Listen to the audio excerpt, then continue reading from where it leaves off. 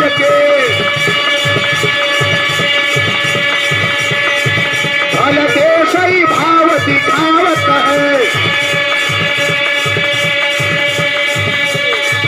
कटल लकड़ी ललकार छली फल लाशई नीच जलावत है। चरखा कलिए लइके मदिरा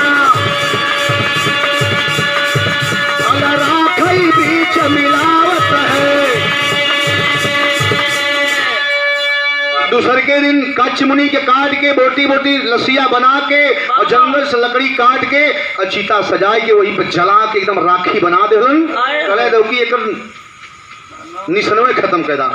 इतना ना सबसे बड़ी गलती राक्षस जानतो का कैलन रखिया बना के मदिरा लिया के वही घोल रखिया के बनाए के कचमुनी के रखिया के और ले जाए के शुक्राचार्य के पिया दे। अब देखिए मम्मा का कर ले गुरु महाराज तब का भल मास्टर